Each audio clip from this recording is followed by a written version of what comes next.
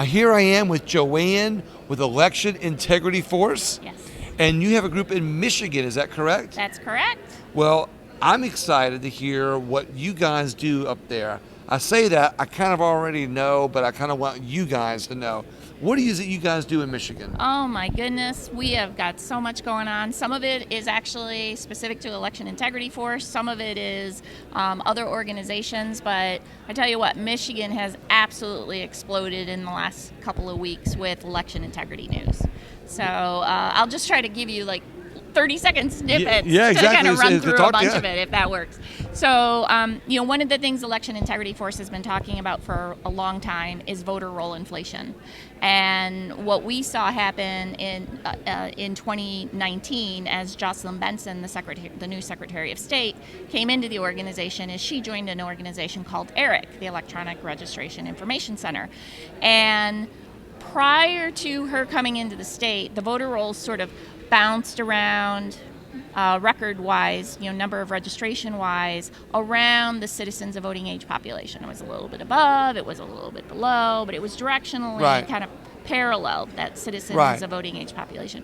Well, Jocelyn Benson comes in, she joins ERIC, and we see this explosion of voter registrations in the state of Michigan starting in January of 2019 and just moving forward.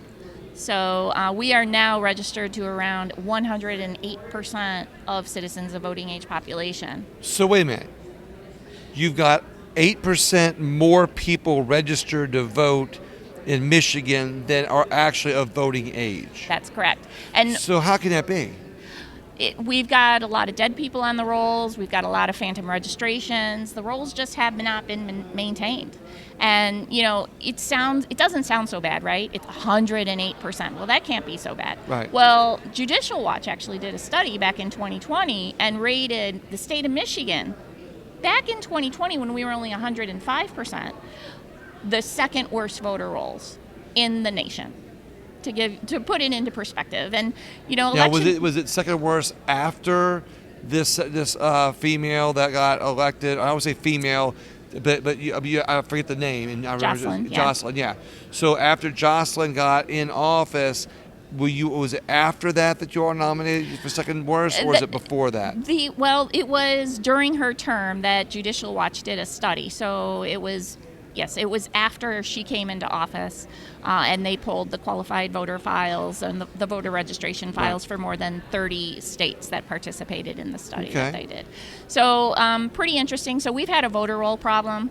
Additionally, in just the last couple of weeks, you may have heard that in Michigan there's been an issue identified in Muskegon County, in which we have to go into the Wayback Machine, but back in October of 2020, so prior to the election, a city clerk in Muskegon, the city of Muskegon, actually called the police and reported that she had received 8,000 to 10,000 voter registration applications in her city. Her city is only about 38,000 individuals. The whole county is about 140,000 registrations.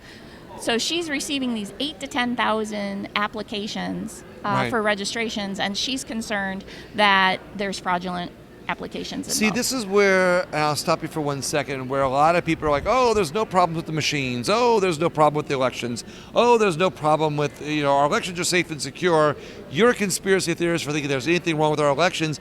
But then when you hear the stories like this, forget the machines. I don't care about the machines. That's not where I want to hear. It's the information going into the machines. It's the information that if we had clean voter rolls and accurate voting records, we would have better elections. Right. We completely agree. That's why at Election Integrity Force, we concentrate so much on getting our voter rolls cleaned up. So just to kind of fill out the story, so you've got the city clerk calling the local police. The local police in Muskegon County get the state police involved. The state police get Attorney General Nessel involved and Secretary of State Benson involved. So everyone is involved. Yet immediately following the election, both Attorney General Nessel and Secretary of State Benson are telling us, oh, it was the safest, most secure election on record. Never. Oh, our voter rolls are so accurate. It's a focus for us. No, absolutely not. So it's been an issue in the state of Michigan for a while now, and EIF is working very hard to try to get things cleaned up. And then how can people get involved? What's your website? So our website is www.electionintegrityforce.com. Okay. There is a button on the website called Boots on the Ground, and if people go out to that button, there's actually a sign-up sheet where people can volunteer to get involved in their local communities to help clean up the voter rolls through either interacting with their clerks or doing research, or a combination of the two. Once again, that website? electionintegrityforce.com. Janice, thank you so much. I appreciate it. If you're in Michigan and you want to get involved, go to electionforceintegrity.com or share it with a friend. Thank you so much, everybody. Have a great day.